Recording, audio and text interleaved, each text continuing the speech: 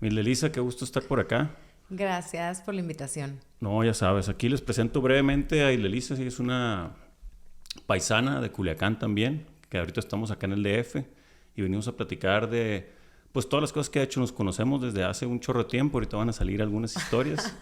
Ella tiene un proyecto que se llama Beauty Junkies, que es como una revista y una plataforma de impulso a moda, de editorial, de belleza, etcétera. Y por otra parte tienes Bonita Inside Out, ¿no? Que es contenido bien relevante. Te estuve viendo, ahorita vamos a platicar de eso, bien fregón. Bienvenida y pues a disfrutarle. Gracias, Chino. Alejandro. No, Chino. La neta nadie sabe que me llamo Alejandro. Alejandro de la Garza. Sí, no, qué perro. Bueno, Milde, vamos a empezar. Me gustaría que nos platicaras un poquito cómo... A mí me tocó estar en el proceso cuando ayudé con una marca y cuando reciente viniste para acá a hacer lo de Beauty Junkies. ¿Cómo fue que te metiste a este tema de la belleza y el cuidado y todo esto? Bueno, no me ayudaste cuando recién me vine. Cuando ustedes en tu empresa me hicieron mi primera página de la primera revista digital. Sí. De Beauty Junkies, la primera versión. Uh-huh. Y eso ya fue cuando yo decido independizarme y empezar mi proyecto personal, que es Beauty Junkies, y ahora se une Bonita Inside Out. Previamente andabas en un tema editorial, ¿verdad? Sí, siempre estuve en editorial. Bueno, primero empecé mi carrera en noticieros. Siempre he sido periodista. Siempre quise hacer periodismo de belleza, pero no sabía que se podía. O sea, creía que el periodismo era lo que veíamos en las noticias. Digo, cuando era chiquita, ¿no? O sea, ya después obviamente vas aprendiendo. Entonces empecé en Noticieros Televisa, en las noticias normales. Empecé primero de intern, luego de asistente y luego de coordinadora y así. Y siempre digo que fue la mejor escuela de mi vida. Claro. Noticieros Televisa. O sea, si sales vivo de ahí... fue una gran experiencia, difícil, pero muy, muy buena. De ahí me cambio a editorial. Sí. Me voy a Condé Nast primero y empiezo en la revista Glamour también. Empiezo como asistente, luego como coordinadora, terminé dirigiendo toda la parte de belleza. Estuve varios años en la revista Glamour, que en ese entonces era la única revista que tenía esa cantidad de belleza. Era como 60-70% de belleza y el resto era moda. Entonces ahí como que entendí la industria y ahí empecé como a conocer realmente lo que era el fascinante mundo de la belleza. Y estuve un rato ahí, como 5 años. Después me decido independizar para empezar mi proyecto, que es Beauty Junkies, que fue y sigue siendo la primera revista digital 100% de belleza en México, en español, porque tenemos audiencia también de Centroamérica y de Sudamérica. Pero cuando me salgo de Condé Nast a empezar mi proyecto, cuando dejo Glamour, me hablan de otras editoriales. Entonces, realmente no lo empiezo inmediatamente porque me quedo 1 año, casi 2, haciendo freelance en todos los títulos. Entonces, por eso tuve la oportunidad en print. Entonces, por eso tuve la oportunidad de estar en Editorial Televisa, en Expansión, en todas las editoriales, porque hacía colaboraciones en los diferentes títulos. Hice prácticamente todos. Buenísimo. Oye, una pregunta específica. Cuando haces colaboraciones y escribes, ¿ellos te dan el tema o te invitan para que tú decidas de qué hablar o cómo funciona? Ahorita, depende de qué tan senior seas. Fíjate que yo freelance sí hacía escribir, pero yo como que me contrataban mucho para fotos. Soy buena para producciones, producciones de beauty, para portadas, que son como muy de close-up de belleza. Y sí escribir, pero esa es muy buena pregunta. Depende de qué tan senior writer seas, qué tanta experiencia tengas escribiendo. Al principio te hablaban y te decían, oye, necesito que hagas tantas palabras o tantas de esto. Ahorita que regresé a Condé Nast colaborando con Vogue, ya yo puedo proponer temas. A veces me sugieren, pero yo también ya puedo proponer de qué quiero escribir. Porque un poco es como, nunca, si te dedicas a esto, y aunque digan que print o impreso se murió, como periodista de belleza o de moda o de lo que sea, es dolorosísimo. O sea, no, dejar print es terrible. O sea, el papel siempre va a ser el papel y es una tristeza digo, no es una tristeza porque pues, son nuevas generaciones y si no lo conocieron, no lo conocieron, pero quienes empezamos y crecimos en papel, sí ha sido un cambio fuerte, ¿verdad? Pero fíjate que yo cuando estaba en Glamour, antes de empezar Beauty Junkies, yo ya sabía que eventualmente pues, lo digital venía y el papel eventualmente iba a desaparecer. Por eso decido dejar la revista cuando estaba en el peak, todavía editorial. Nos tocó la época de oro editorial a mí, a mis amigos, a nuestro equipo, a mis compañeros, y siempre lo decimos. Fue increíble. Ya no existe. Pero... Era toda una parafernalia. Era en Chile, ¿verdad? Una cosa espectacular. Casi, lo que veían en las películas era muy exagerado, pero sí, era súper divertido, súper creativo. Tuvimos una jefa increíble que nos dejaba hacer a cada director de área básicamente lo que queríamos. Entonces, sí, fue algo increíble. Pero eso nos formó mucho, y ahorita todos quienes estábamos en ese equipo, es muy chistoso porque tenemos puestos claves dentro de emprendimientos personales o en empresas creativas muy grandes. Entonces, sí te forma mucho, la verdad. Un escuelón, entonces. No. Sí. Qué perro. Bueno, entonces nos regresamos a esta parte donde inicias ya Beauty Junkies, ¿no? Pegas el salto. Y ahí te toca la transición al tema digital. Y ahí, por ejemplo, en Beauty Junkies, al inicio, ¿tú generabas todo el contenido? Sí. Ok. Mira, de repente me preguntan qué estrategia usaste, cómo le hiciste, dónde estudiaste. Te lo juro, Chino, que fue pura intuición y como el burro que tocó la flauta, porque no existían medios digitales en ese entonces. Eso fue hace 10 años, literal. Este año cumplimos 10 años.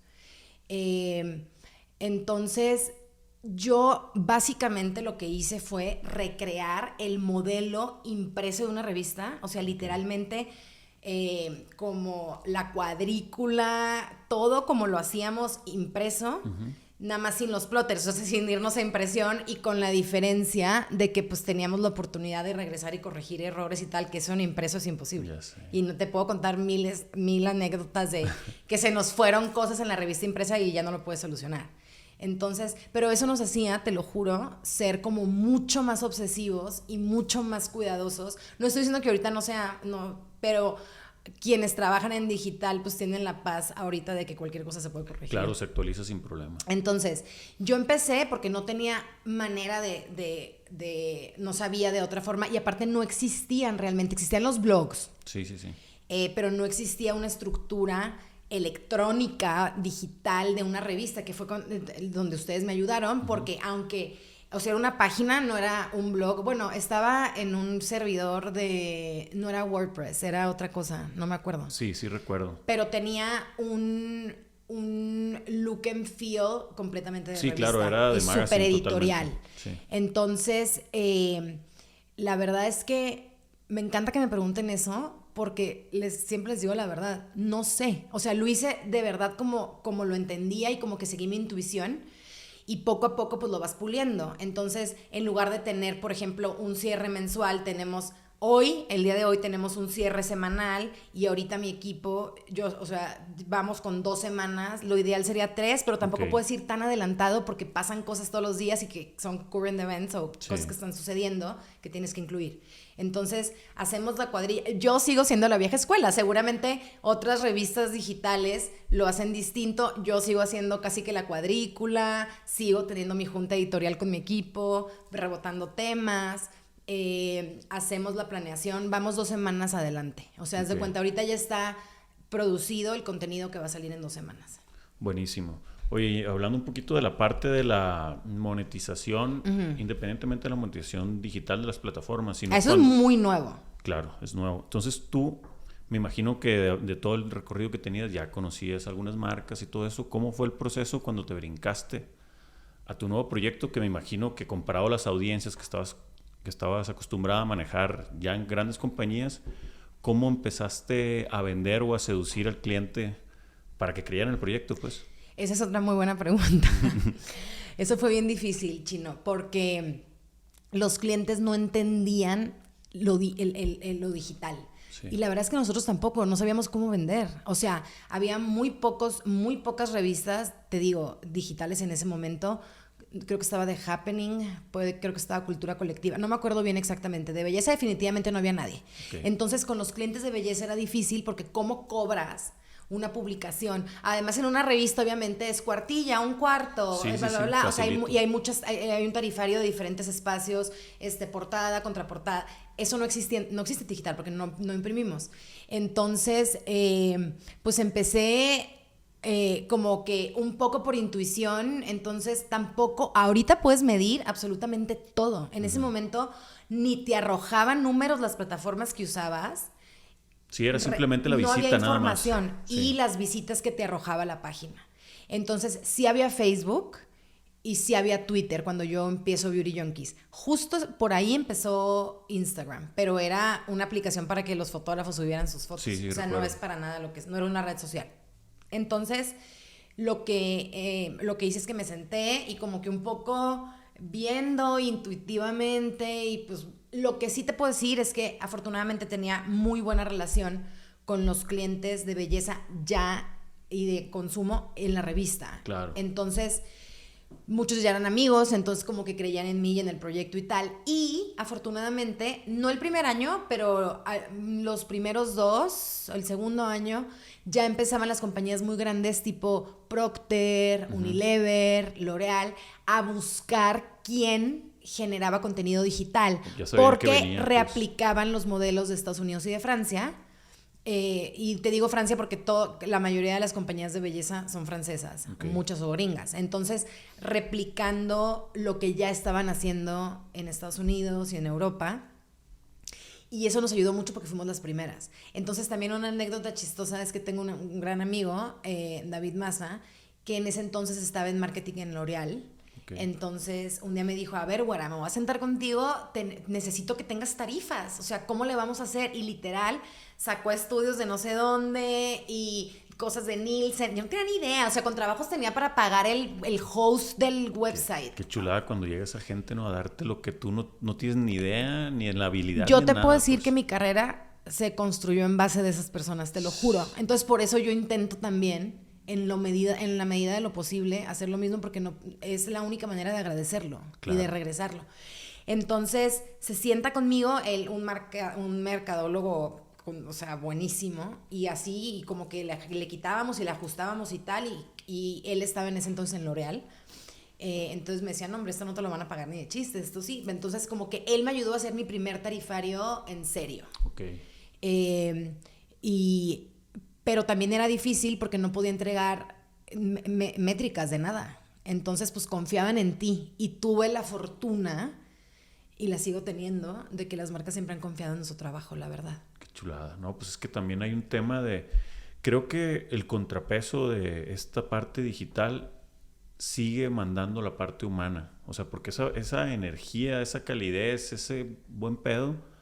Es imposible que en una página esté totalmente... Hay una energía intangible que hace que se crea en el proyecto y pues ahí es el mono que está detrás, como dicen. Es el monito. Yo por eso creo que la inteligencia artificial no me asusta. Yo digo lo mismo. Sobre todo en editorial. O sea, sí, podrá escribir artículos y bla, bla, bla, pero el touch, el human touch, la creatividad real humana es irreemplazable. Exactamente. Yo creo. No me da para nada miedo. Buenísimo, Humilde. Oye, pues qué perro. Entonces... Aquí en esta parte ya, Beauty Junkies, pues va, crece y crece. A ver, se oye muy fácil y muy bonito. Una chinga. No, me imagino. Y sobre todo porque no era ni redituable ni sostenible. Y esto creo que es importante que la gente sepa y lo quiero compartir contigo. Porque ahorita todo el mundo, no, pues quiero emprender o hay que emprender. Entonces empiezas a hacer como que tus cálculos y empiezas a ver cómo le vas a hacer. Y ahorita hay muchísimos podcasts y muchas cuentas de redes sociales que están como con todo este bombardeo del emprendimiento, que está padrísimo, pero realmente nadie te dice la verdad. Y realmente... es bien difícil y emocionalmente es muy complicado, sí. Sobre todo cuando estás acostumbrado a recibir no nada más un sueldo que te depositan cada 15 o cada mes, sino las prestaciones, el seguro de gastos médicos, si estás en una empresa grande. Como que siento que cuando la gente se sienta y habla de sus emprendimientos, como que la mayoría nada más... Porque lo que se ve es el resultado y lo que se ve es lo que es público. Claro. Pero muy poca gente habla o la cuestionan de lo que hay detrás. si no es un camino, o digo, a mí también que me ha tocado emprender, hay un dark side bastante Muy fuerte. dark. O sea, yo lo considero un camino solitario en una gran fase porque normalmente cuando emprendes hay una gran diferencia que en los emprendimientos entre el emprendimiento porque se vendió este rol de ser emprendedor y es cool ser emprendedor. Pero si tú emprendes algo y no tienes una pinche pasión loca por esa madre, el infierno o sea, la única cosa que paga el infiernito es ese instinto natural que tú crees en esa madre y dices, güey, es un niño maleducado ahorita, pero lo voy a educar porque yo sé que va a ser chingón. Es que yo creo que si crees de verdad con el alma y con el corazón y con la pasión y crees realmente en tu proyecto, yo creo que sí sale. Claro. Pero además de que hay que tomar decisiones educadas y también muchas con la panza, la verdad. Uh-huh. Porque también yo creo que la mitad de mi carrera también la he forjado a través del gut. O sea, de seguir tus instintos ¿cómo se dice? La intuición. Claro. Para mí no fue un camino tan solitario porque Priscila, mi hermana, es mi socia. Okay. Asociarte con tu hermana es complicado. Es un trip, me imagino. Es un trip. A nosotros nos costó mucho trabajo. Pero una vez que logras, digo, ya tenemos 10 años también casi. Bueno, no, yo empecé sola los primeros 3 y ella llega después a toda la parte administrativa. Es que tiene eso, tiene la estructura mental. Es que tiene mental. Esa estructura y yo no. O sea, no tienes idea, el tema de Hacienda para mí fue complicadísimo. Que eso también es importante que sepan.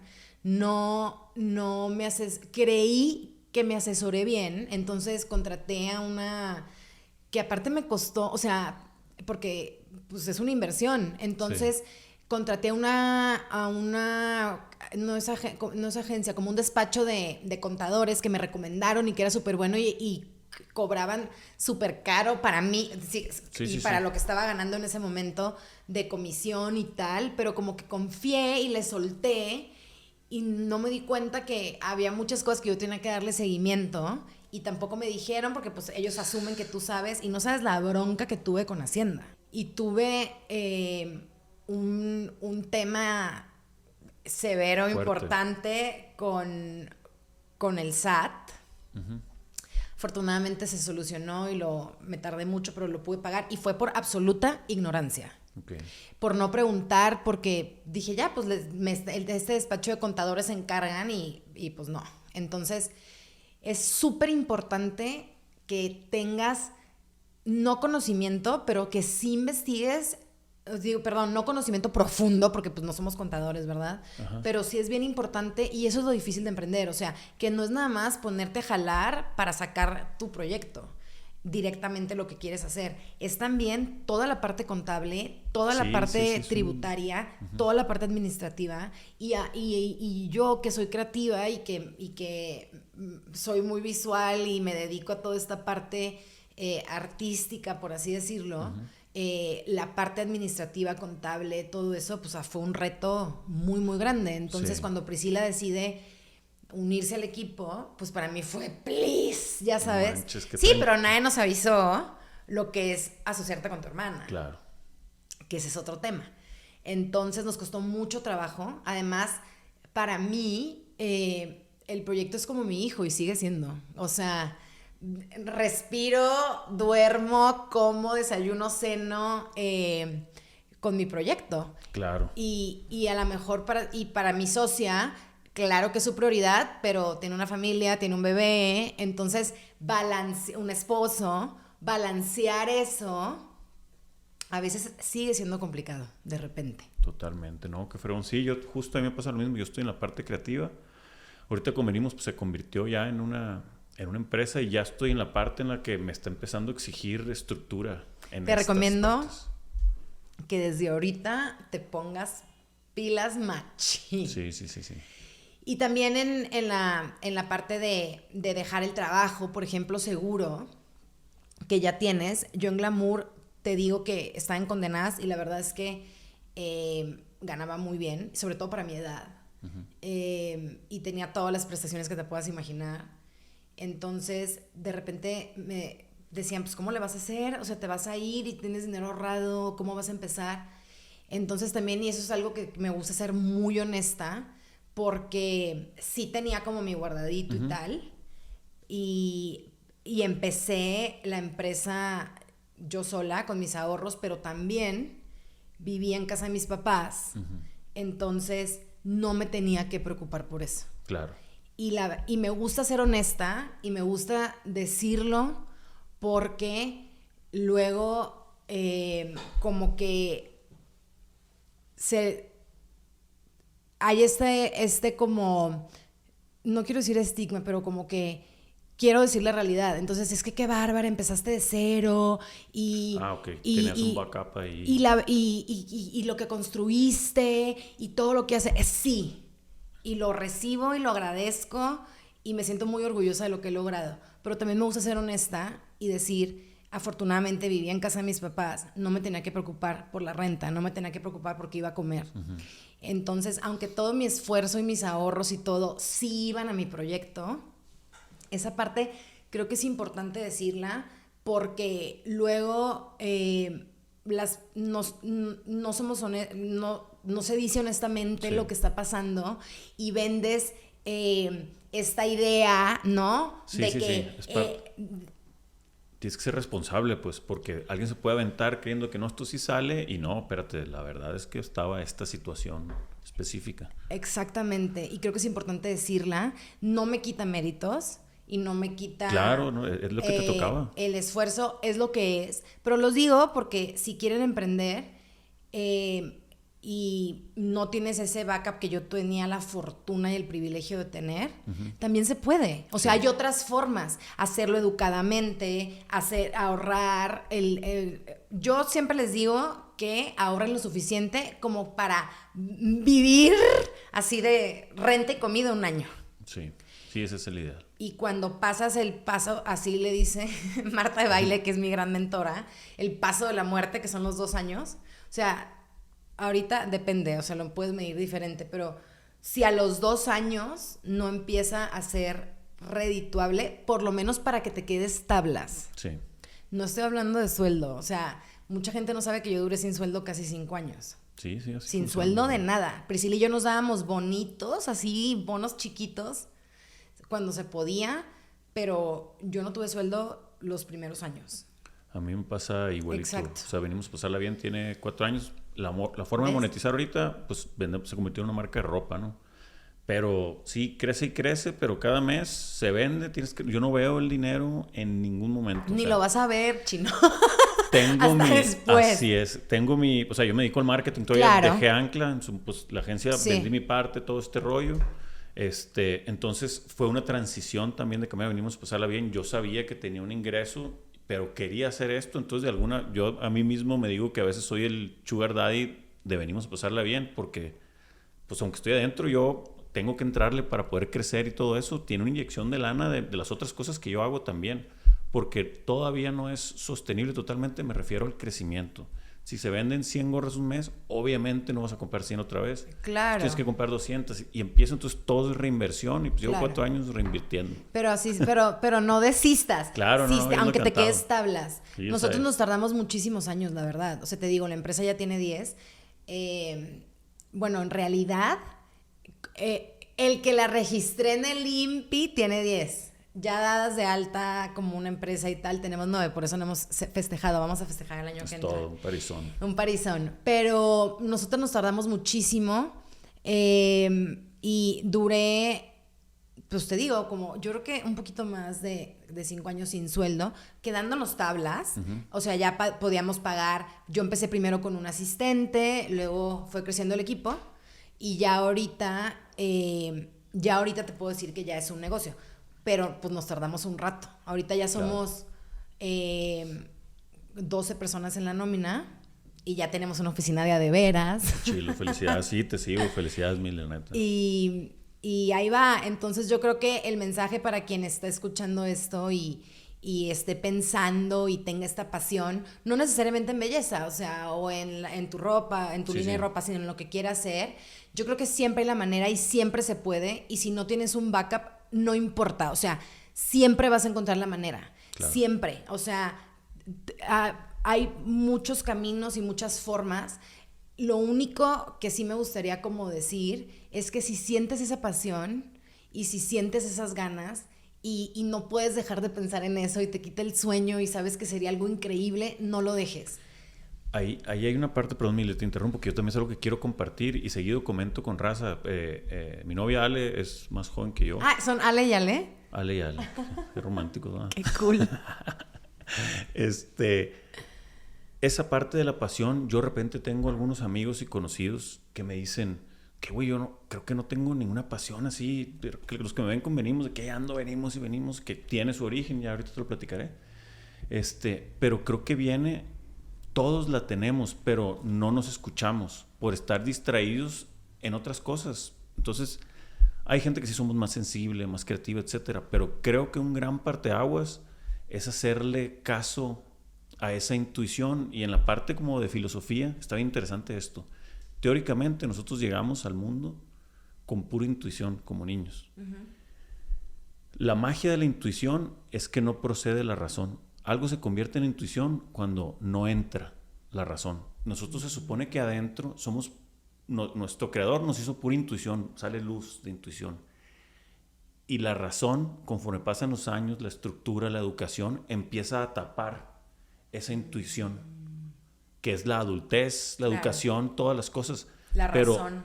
Exactamente. Cuando entra la razón, ya no es intuición. Entonces, esa intuición, de repente salen destellos de esa luz de intuición, que es cuando tú la agarras. A lo mejor así fue, la pescas. Pero entonces hay un gran aprendizaje, es tratar de limitar un poquito el juicio y la razón cuando te escuches a ti mismo para poder saber quién eres. Porque si de repente estás, imagínate, yo hoy que digo acá, soy abogado y me sale una intuición de que, güey, me gustaría tener un museo. Claro. ¿Qué dice la razón? No mames, ¿qué van a decir mis compas? Claro. ¿Qué va a decir mi papá? No mames, un museo no va a tener... Empieza todo y apagas la lucecita. Pero si existe de la nada, es por algo y es esa madre. Entonces, creo que esa parte, lo de la pasión, es invitar a la raza que, güey, hay que escucharse. Todos la tenemos. Porque de repente ven y dicen, no, ese güey anda bien. No. Tú porque no quieres. Entonces, creo que esa parte está... No creo que no sea porque no quiera. No es fácil. Mira, yo creo que la intuición es un superpoder. O sea, la intuición es tu superpoder.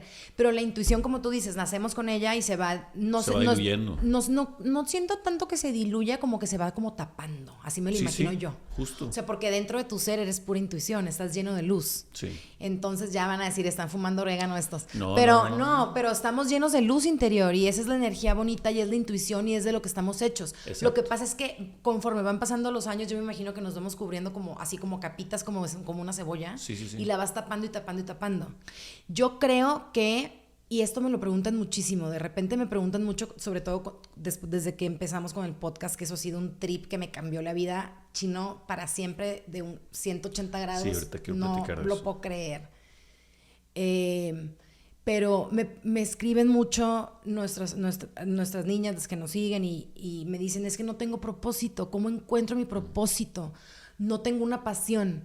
Sí. Y lo entiendo porque debe de ser muy frustrante no saber qué te fascina o no saber qué te hace levantarte en las mañanas con emoción y con ilusión.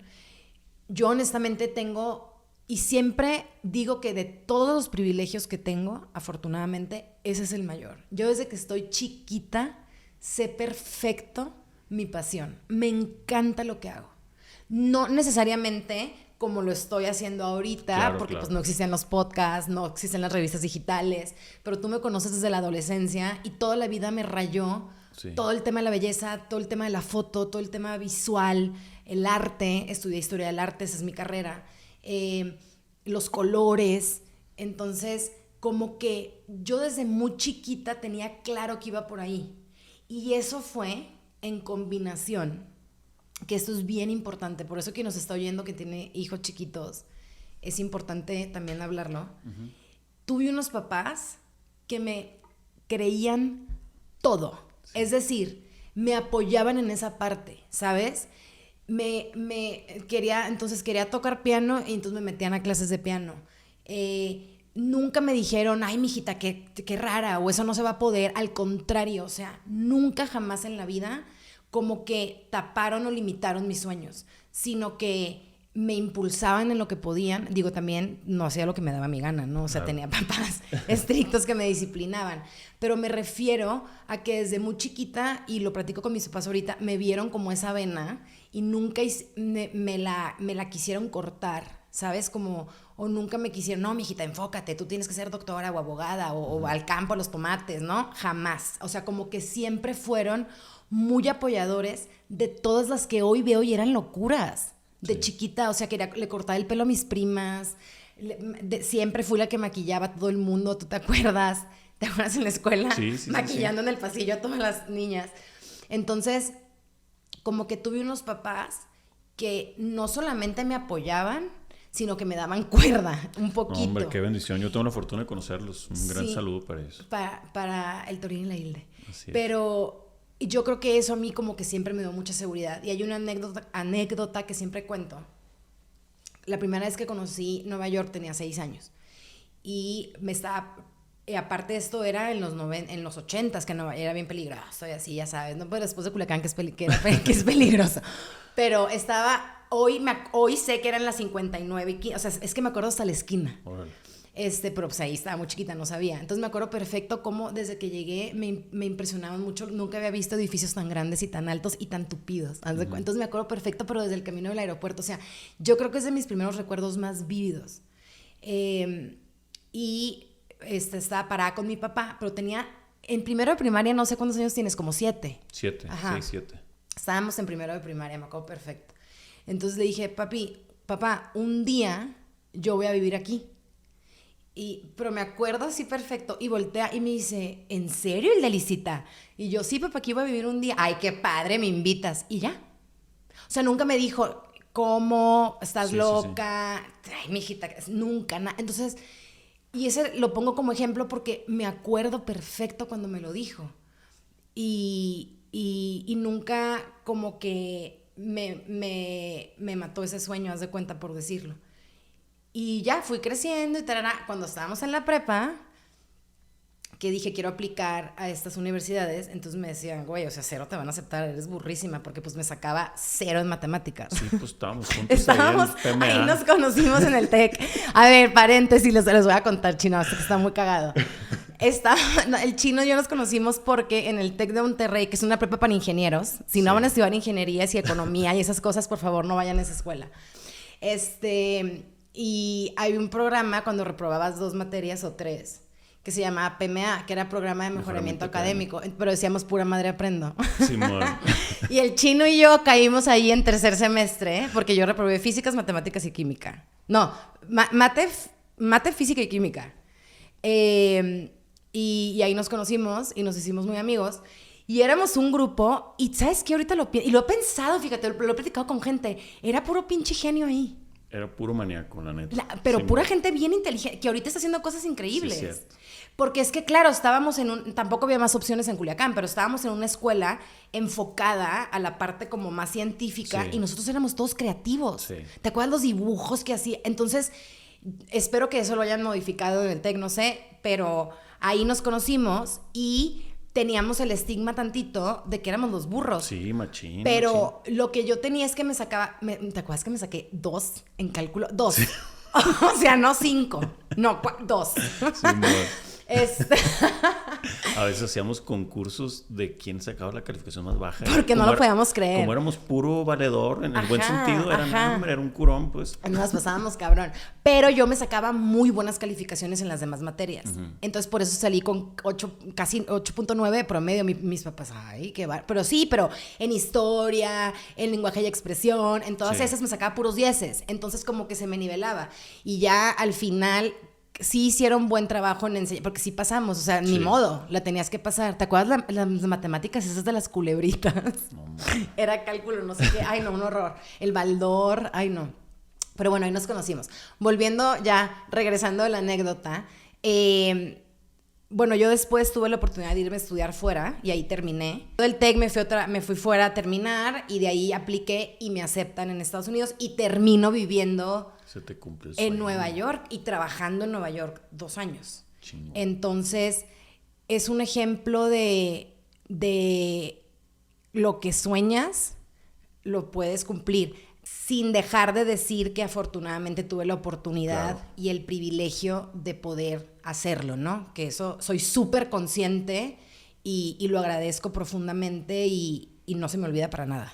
Claro, pero, o sea, la mecha de ese fuego eres tú, además de todas las posibilidades. O sea, si ese fuego no existiera, no llegas, ¿me entiendes? Entonces, esa pasión, claro, todo el contexto y la facilidad que llega se da, pero esa necedad y esa onda es que es necedad. Esa es muy que necesaria. Somos tercos. Entonces, Sí. esa historia me gusta contarla. De repente me da, no pena, pero vieja mamona.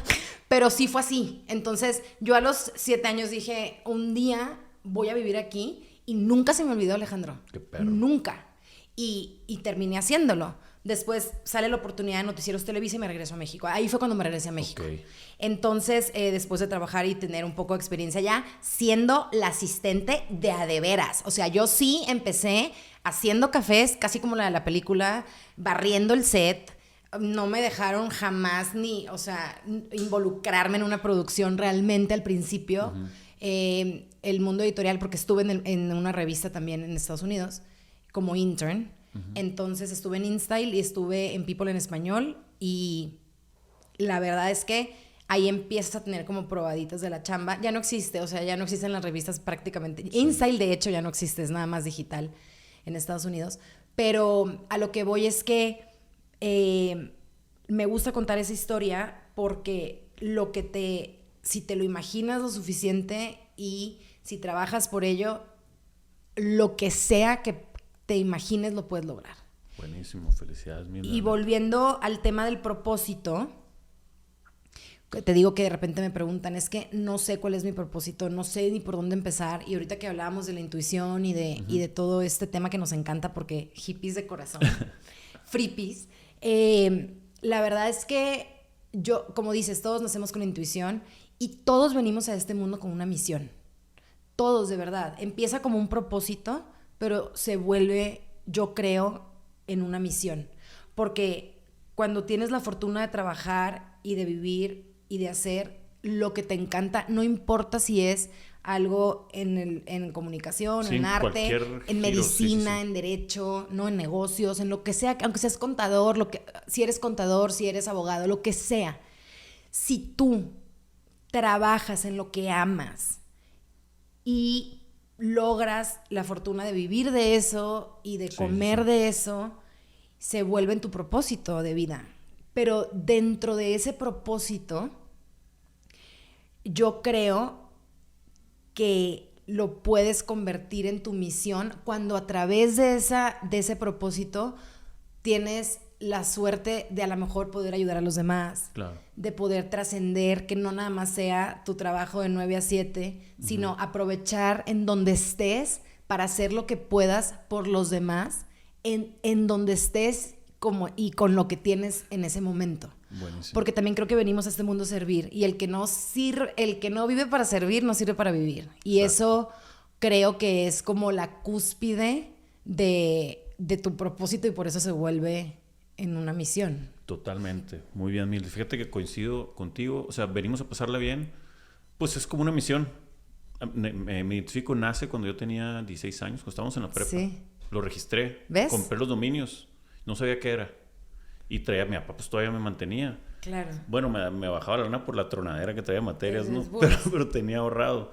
Pagué el dominio por lo que me alcanzaba. Y 18, 19 años después, hace 4 años, me llegó la renovación del dominio. Yo no me acordaba de él. O sea, en GoDaddy, en una de esas madres. Simón. Y era cuando mi papá andaba bien enfermo, ya se andaba medio falleciendo, o ya bien enfermo. Y me llega esa madre y, o sea, me alegra la frase. Y digo, cabrón, tengo muy bien la fecha porque me fui a ver el historial de cuándo lo había pagado. Y fui a la oficina del Malecón. No se podían comprar dominios en ese momento en línea. Tenías que ir a una oficina acá como banco. Ah, ¿neta? Eso no sabía. Así fue. Y ya luego me llega... Al Malecón. Al Malecón. ¿A la de los Espinosa ahí. Espinosa. Ahí estaba el hermano de don Pepe, que era el que... Pacific Net. Pacific Net. No, güey, no mames. Estamos bien grandes. Ya estamos rucos. Pues yo lo pago y así nace. Y no era nada, no sabía qué era. Hice un chorro de calcas y las empecé a repartir. Andaba como cholo repartiendo. Yo me daba cuenta. Sí, me mandaste una. La tengo pegada en mi compu de la oficina. Oye, espérame. ¿Pero registraste en el INPI el nombre? No, eso lo hice mucho después. ¿Y no te lo habían ganado? No. Es que no era tuyo. estaba. Es que, ¿sabes qué? Eso que estás diciendo, luego la gente dice que estoy loca, pero es que te juro que es tuyo ese nombre, te pertenece, te pertenece porque el universo te lo dio. Por eso en el INPI existía todavía. Pues así fue. Yo creo muchísimo en esas cosas. Y pues a mí en este caso que venimos a pasarle bien, que es algo muy peculiar, cumple con todo eso porque yo vengo a ser feliz y a que mi existencia se expanda y que mi alrededor poder tocar un poquito a las personas, ayudar. Y no es andar motivando, es simplemente abrazar, sonreír, ayudar a alguien, poner un ejemplo con algo. Poco a poco, es un trabajito. Y mi misión, fíjate que la reafirmé personal. Cuando empezó el Instagram, nunca he tenido tantos seguidores ni nada, pero lo convertí el personal como empresa, pues. Y quería poner una descripción y no quería poner lo que pone todo el mundo de I love travel y esas madres. Dije, no. Sí. Y me pasaron días y un día me senté y me salió muy natural como de intuición y puse crear, amar, cotorrear y dejar el mundo un poquito mejor de lo que lo recibí. Natural. Qué bonito. Esa cosa tan, así como me hizo como tener claro para dónde quiero ir. Entonces, Justo esos son los pasos como de tu misión. esos son. Sin duda. Se convirtió así en lo personal y luego venimos y pues venimos es una entidad, pero también soy yo y ahorita estamos aquí conversando, me trae muchas cosas buenas, tiene como dijimos su lado oscuro, pero continuamente va mejor y esto quiero que se haga algo grande. Pero es que sabes que justo ahí usaste tu intuición. O sea, así te sentaste, te salieron esas 5 palabras. Uh-huh. Y así es, salió de tu ser. Pero quiero clavar tantito porque seguramente que nos está oyendo, sí, güey, estos cabrones, quién sabe qué fumaron, pero yo sigo sin entender cuál es y yo no entiendo cuál es mi propósito. Es que tampoco te vas a despertar y vas a saber. Sí. Yo, en base a experiencia y lo que les respondo a las personas que me preguntan cómo encontraste tu propósito o cómo encuentro mi propósito.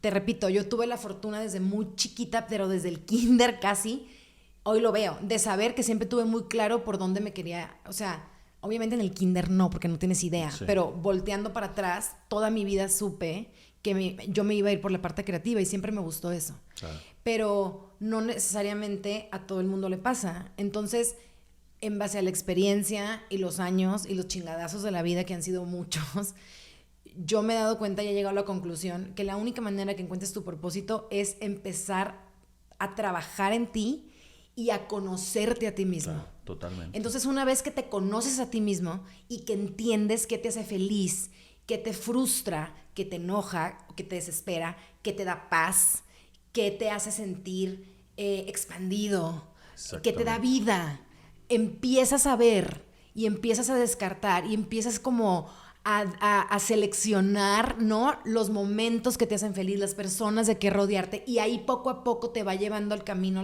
de la vida por tu trabajo personal. Te empiezas a dar cuenta qué quieres hacer y con quién quieres estar y qué quieres de tu vida. Claro. Entonces, esa es la manera más clara de llegar a él. O sea, tienes que trabajar en ti, no hay de otra. Claro. Y no hay shortcuts y no hay camino fácil. Y obviamente hay muchas maneras de trabajar en ti, como que lo más lógico sería ve a terapia, ¿no? Pero me choca cuando dicen, ve a terapia como si fuera tan barato y tan fácil. O sea, la terapia no es accesible para la mayoría de los mexicanos y esa es una realidad y es tristísimo. Ahorita ya existen aplicaciones, afortunadamente, buenísimas, que puedes hacer como un examen y claro, como que te direccionan con un terapeuta que es mucho más económico y lo haces por Zoom, y también hay centros de salud en los que pero no es tan fácil. Entonces te juro que me emperro a veces porque es que ve a terapia. Sí, güey, en tu privilegio que lo puedes pagar, güey, está bien, o sea, no es accesible para todo el mundo, debería de ser. Sí. No lo es. Pero hay muchas maneras. Existen podcasts increíbles, libros. Claro, la información. Exacto. Sana. Busca un mentor, a una persona que admires y que la tenga cerca, no importa quién sea. Alguien que la está armando en lo que hace, ¿no? Claro. Entonces yo creo que encontrar el propósito se vuelve una tarea un poco más sencilla una vez que empiezas a conocerte a ti mismo, y la única manera de conocerte a ti mismo es trabajando en ti. Eso. Perfecto, totalmente de acuerdo, Milde, gracias. Un verbón chingón. El verbo siempre se nos ha dado. Eso. Oye, Milde, me gustaría tocar el tema de Bonita Inside Out. Te platico lo que he estado observando. El tema Beauty Junkies y de toda la vida te he conocido. Yo soy medio hipioso. Ajá. Eres Siempre lo he friki. sabido. Soy friki. Fresa y hippie. Fresh hippie, exactamente.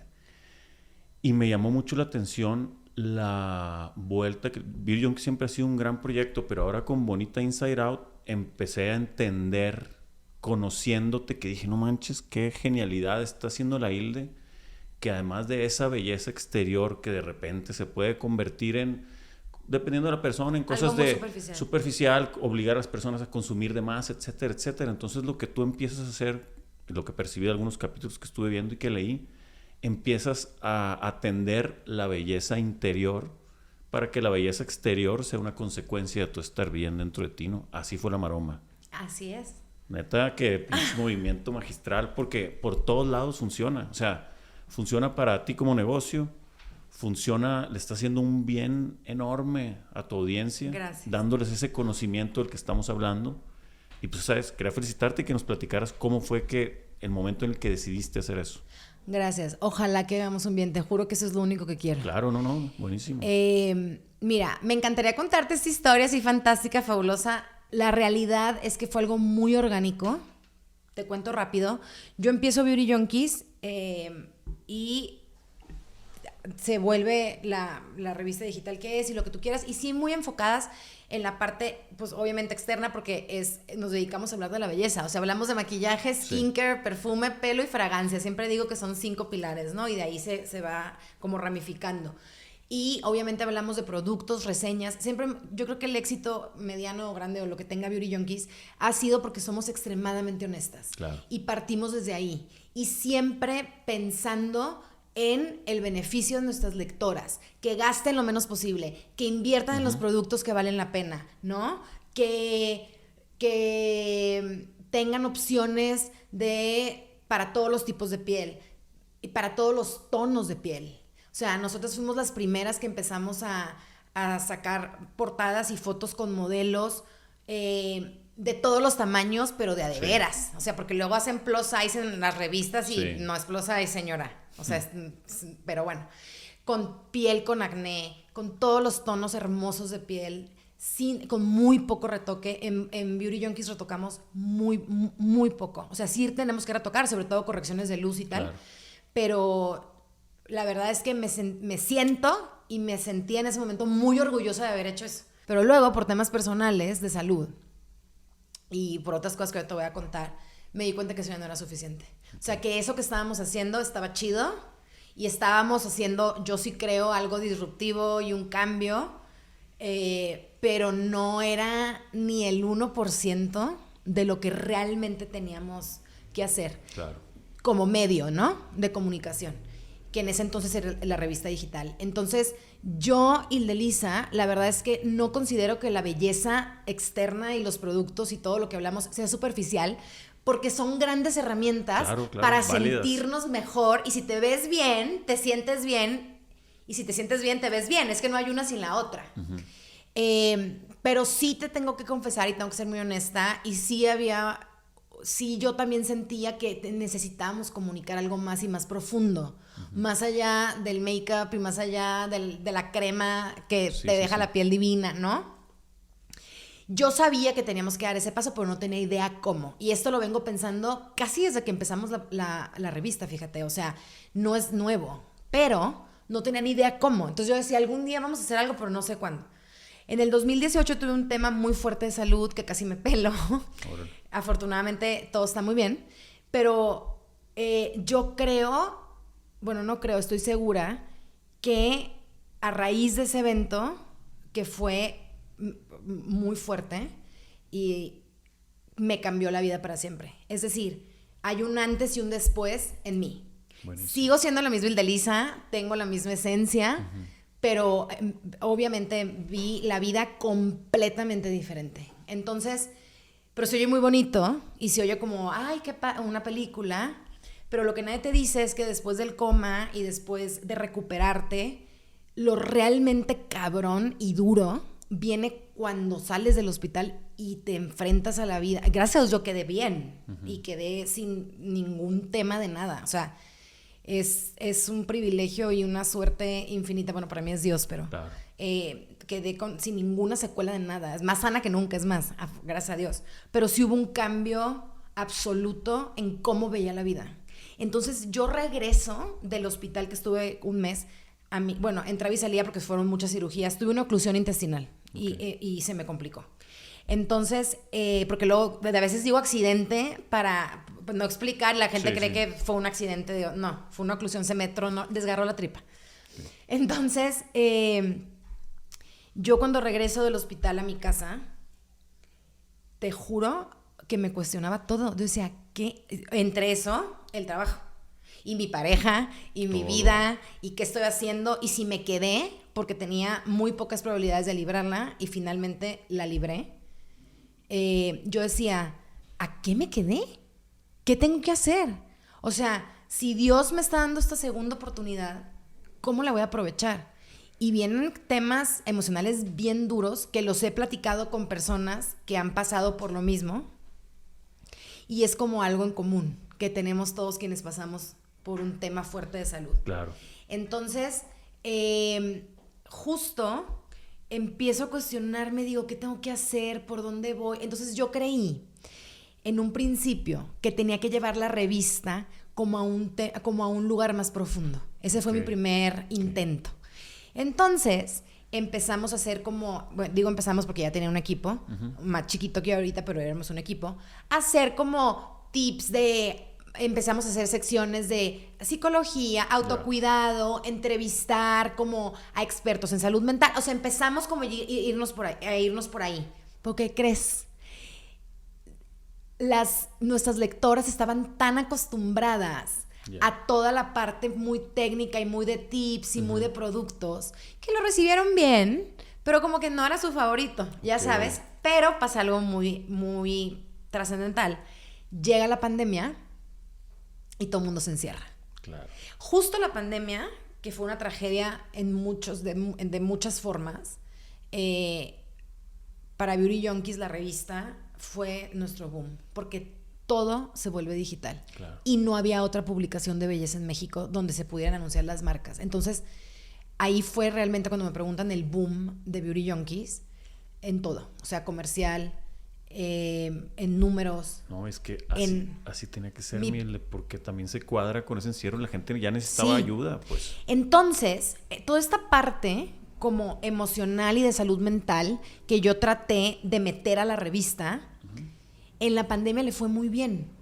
Yo me dejaba ir. O sea, ahorita me meto a la revista y veo los artículos que escribía, qué bárbara. O sea, eran unos papers, güey, de la universidad, y la gente lo leía y estaba receptiva. Fue bien pesado para nosotros en la pandemia porque estábamos cada quien en casa. En cuanto nos dejaron, que fue julio 2020, fuimos a la oficina porque era bien difícil trabajar. Es bien difícil en una revista hacerlo remoto porque tienes que pelotear ideas, tienes que pelotear en el día a día y en el contacto entre todos los editores se da todo lo creativo. Entonces hacerlo remoto fue bien complicado, pero ese es otro tema.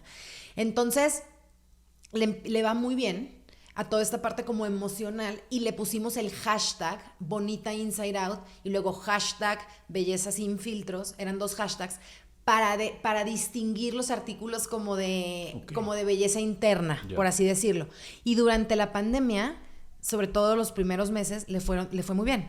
Entonces la gente empieza a salir de sus casas, ya no tiene tiempo de leer artículos más largos, ya les da hueva, ya quieren que les digas, ya inmediatamente, ya se pusieron todas las mascarillas del mundo, ya quieren salir al pedo y pintarse y ya sabes. Y notamos que empezó a bajar como la lectura y las visitas a esos artículos. Y yo decía, ¿cómo? Si para mí, ahí me di cuenta, Chino, que esa parte era la que me llenaba. Y yo decía, ¿qué voy a hacer? O sea, porque mis asesores me decían, sácalo, no te está jalando, no te está funcionando, que venda, te está quitando. No tanto que venda, porque fíjate que eso es muy interesante que digas eso. No es un medidor para mí y hasta ahorita sigue sin serlo. A mí no me importa que venda, a mí me importa que lean y me importa que tenga engagement y me importa que a mi audiencia le interese. Porque antes de que vender, les tiene que interesar tu contenido y les tiene que gustar y les tiene que llenar. ¿Me explico? Entonces, pues si no lo están consumiendo como están consumiendo lo otro, pues lo inteligente es quitarlo. Entonces yo decía, o disminuirlo. Y yo decía, pero es que es como mi proyecto personal. Y ya habíamos salido de la pandemia, pero aunque yo ya estaba sana, fueron 2 o 3 años después de mi última cirugía en la que mi cuerpo se tenía que ajustar física y emocionalmente. Entonces fueron años bien duros para mí, pero de mucho aprendizaje. Tenía una relación larguísima. Nunca jamás hablo de mi vida personal, pero estoy en tu podcast.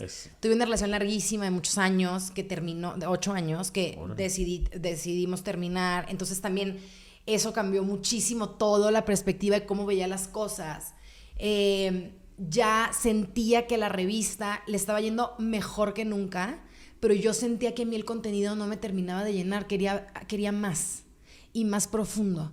Pero me costó mucho trabajo y mucho ego. O sea, claro. Y trabajar mucho en el ego de entender que no era el outlet para lo que yo quería hacer. Beauty Junkies no era el outlet para lo que hoy es Bonita Inside Out. Entonces, fue como una crisis. Bonita Inside Out nace en una crisis. Nace en una crisis en la que yo no... O sea, tenía claro que quería, pero no sabía por dónde irme ni cómo empezar. No sabía... que seguía en mi vida personal. Incertidumbre. Sí. Estaba muy contenta porque creo que tomé, y hoy lo reafirmo, muy buenas decisiones, pero pues estabas en el ojo del huracán. Claro. Entonces, en el ojo del huracán me refiero en el medio de la tormenta, que no ves qué va a pasar. Entonces, platicando con una gran amiga, me dice, ¿por qué no haces un podcast? No te calles el hocico. No te calles el hocico, eres buenísima. Y yo, ¿cómo se hace un podcast? Literal, yo un podcast. Y me metí así Google, ¿cómo se hace un podcast? Y yo, pues compro un micrófono, ¿qué hago? Y así nace Bonita Inside Out. Entonces, era básicamente un lugar, porque me preguntan, ¿cómo escogiste los temas? Yo no sabía cómo se hacía un podcast, no tenía ni idea. Y fue justo antes del boom de los podcasts, que también nos pasó igual en las dos plataformas, afortunadamente. Beauty Junkies fue justo antes del boom de lo digital y Bonita Inside Out salió justo antes del boom de los podcasts. Entonces, sí. Que igual siento que fíjate que me tardé con Bonita Inside Out porque fue un proyecto que lo estuve pensando durante 2 años antes de que saliera. Igualito, pero me daba miedo, lo tengo que aceptar, porque nunca jamás, yo no me considero una persona pública y nunca, soy una editora y soy una periodista y ya, o sea, pues a la gente que le importa si con quién salgo, con quién no, ¿sabes? Yo eso pensaba. Después te das cuenta que pues no tanto, porque sí la gente que te quiere y que te sigue y que te hace el favor de consumir tu contenido, pues te tiene cariño y quiere saber ciertas cosas, ¿no? Claro. Pero siempre he sido como muy privada no tanto por mí, porque yo de mí les cuento todo, pero de la privacidad de mi familia o de mis amigos o de mi gente querida, ¿no? Entonces me costaba mucho bicharme, como decimos en Culiacán, porque pues era encuerarte en un micrófono y no me atrevía, decía que ¿cómo voy a contar esto? No que yo fuera a hablar de mí, pero si estás entrevistando a un especialista de un tema, pues sí tienes que compartir también tu perspectiva. Claro, empatía, perspectiva y todo. Exacto, entonces me tardé 2 años en que el proyecto saliera hasta que justo dije ya, es el momento. Entonces no tenía ni idea, otra vez, como el burro que tocó la flauta, así literal. Entonces la primera temporada, literalmente si se van, ya vamos en las... no sé cuándo sale esto, pero ya estamos a punto de sacar la 7ª. La primera temporada, los primeros 12 temas, literal, eran cosas o que me estaban pasando a mí o que le estaban pasando a amigas muy cercanas. Entonces dije, si por medio de mi trabajo, que en ese entonces pues era Beauty Junkies, tengo la fortuna, el privilegio de tener acceso a los especialistas más importantes o más cañones de México en ciertos temas, ¿por qué no los estoy compartiendo con la gente que nos escucha o que nos lee? Es una manera de darles acceso a esos especialistas que pues no hay manera, porque ni yo, güey, ya unos ya ni siquiera tienen, ya no ni reciben gente, ¿no? Entonces, así nació. Y me costó mucho trabajo sacar la primera temporada. Digo, no, la sacamos en frega. O sea, hacerla porque me daba pena. Sí, el tema de animarte a salir, pues. Sí, sobre todo con temas tan álgidos, ¿no? Y cada vez los hemos hecho más controversiales. Al principio no eran nada, pero pues igual me daba pena. Soy penosilla, aunque no lo creas y aunque no me calle el hocico. Yo creo que cuando salió la primera temporada y empiezo a ver... cuando sale la primera temporada y empiezo a ver la reacción de las antes lectoras y ahora escuchas, y de las escuchas nuevas, de las personas nuevas que empezaron a escuchar, fue que me cayó el 20 y me di cuenta, uno, de la responsabilidad que tenemos como medio de comunicación, uh-huh. Y dos, del bien que puedes hacer o el mal si haces mal uso de esa responsabilidad. Claro. Porque puede ser un outlet o un medio para informar y para dar información, y la información es poder, porque entre más sabes tienes más poder sobre ti mismo y sobre tu persona. Pero también puedes desinformar. Entonces dije, wow, y me cayó fue como un golpazo de todo, y de tantas mujeres y también hombres que nos comparten y nos siguen llegando unos mensajes chinos que no lo puedes creer. O sea, qué chulada. Pero ni siquiera en el ego de, ay, qué padre todos los mensajes que nos llegan, no, para nada. O sea, mensajes de, oye, estaba pasando por esto, ya no, o sea, cosas tan fuertes como que luego no sabes qué contestar, como que ya no quería vivir, no le veía sentido, pero escuché a tal terapeuta y entendí tal, y fui al doctor y me di cuenta que tengo un imbalance químico. Eso nos pasó. Sí, empiezas a tocar a las Exacto. personas. Y digo, hay muchos episodios que te puedo contar que han tenido como una retroalimentación importante, pero por ejemplo el de que hablamos de la enfermedad del implante mamario, que es el breast implant illness. Te juro, Chino, que no sé si van como 8 o 9 chavas que nos han escrito que se han quitado los implantes. Órale. Porque se dieron cuenta que tenían la enfermedad. No todo el mundo la tiene, no se asusten, uh-huh. Porque luego creen que todas no. Óiganlo para que vean. Entonces, y así varios. Entonces, ahí te das cuenta que es algo mucho más grande que tú mismo, que es un proyecto que quizá yo soy el instrumento porque yo soy la que hablo, pero hay un equipo detrás, y está Carla, mi productora, y Fernanda, mi editora, y el equipo de Trupa Audio, que son mis socios. Entonces, yo nada más hago las preguntas y doy la cara, pero además de que hay un equipo detrás, es mucho más que nosotros. Claro. O sea, se vuelve en un proyecto, y por eso estoy tan enamorada de él, que nosotros solamente somos los instrumentos para llevar información que nosotros consideramos es positiva y de valor, que pueda inspirar o ayudar a alguien, o que de repente me pasa mucho que me escriben y me dicen, justo necesitaba escuchar esto porque estaba en este momento de mi vida. Y eso, Alejandro, no tiene precio para mí. Sí, vale oro. O sea, eso ya me di cuenta a esta edad y después de todo por lo que he pasado, bueno y malo, que a eso vine a este mundo. Esa es mi misión. Entonces, por eso te digo que empieza con el propósito, sí. Y si tienes la suerte, el privilegio y la bendición de darle la vuelta, se convierte en tu misión. Y así es como me di cuenta que a eso me quedé y a eso vine a este mundo. Qué chingón. Y sentir eso no tiene precio, y no importa ni lo que ganes, ni el dinero, por supuesto la fama, que a mí no me importa, ni el reconocimiento de nadie, porque es completamente más grande que ti mismo y que tu equipo y que todo. Claro, te da una fuerza para seguir que es inexplicable. No voy a parar. Así está como claro. La loca sola sentada con un micrófono. Yo sí. Picándole una grabadora. Sí, yo igual, fíjate, compartimos eso. Es con el podcast, es que conozcan el colectivo mental, y yo hago una analogía para explicarlo. Quiero que sea, le digo, como del receptor, ¿sí? De americano. Que no, el mejor receptor no es al que el quarterback le tira los pases aquí en la mano. ¿Tú por qué supones que yo sé de fútbol americano? Bueno, cuando los quarterbacks son los que tiran la bola, ajá. El receptor es el que la cacha, ya. ¿No? Los más famosos normalmente son los quarterbacks, porque son las estrellas que la anotación es el pase de ellos. Pero los receptores, ser un buen receptor, no depende nada más que tengas un buen quarterback. Siendo el quarterback la vida, es saber cachar la bola, si te la tiran aquí arriba, si te la tiran abajo, tener la habilidad para cacharla. Y eso va sobre el entendido de que en el tema de venimos a pasarla bien, que lo comparto contigo, no es estar feliz y que la vida sea perfecta, es al contrario, estar listo para recibir lo que sea y quedarte paradito y sufrir lo que se tenga que sufrir, soltarlo, si llega a placer, disfrutarlo y compartirlo, y pues continuar. Y de eso se trata la vida al final. Venimos a pasarla bien y venimos a ser felices como se pueda, con lo que tengamos, en las circunstancias que estemos, en el presente. Porque la vida dura un segundo, de verdad, un segundo. Y no podemos estar enfocados en cuando ponga mi empresa, cuando tenga lana, cuando me pele la que me gusta, cuando esté flaca. No mames, tienes que vivir hoy. Sí. Porque mañana no estamos. Exacto. Y yo creo que compartimos eso y se me hace bien padre. Y muchas gracias por invitarme. Bueno. No, pues buenísimo. Muchas gracias, Mile, por tu valioso tiempo. Felicidades por lo que haces y rayas un chorro de alegría como cuando estábamos en la prepa. Éramos burros, sí, es igualita. Gracias por todo. Suerte en tu proyecto y pues nos vemos pronto. Gracias por la invitación y nos seguimos viendo lo que sea. Ya saben dónde encontrarme. Perfecto. ¿Nos dices tus redes otra vez, por favor? Yo soy como... Mi personal es @eldelisa_b. Y luego la revista digital es @beautyjunkies, www.beautyjunkies.mx y @bonitainside-out. Son las dos plataformas y el mío. Muy bien, y vayan a ver, sobre todo, que fue lo último que vi yo, los episodios, escuchar o ver, están buenísimos, te ayudan un chorro, bien entretenida la plática y info que te libera. Gracias. A ti, nos vemos, gracias. Bye. Bye.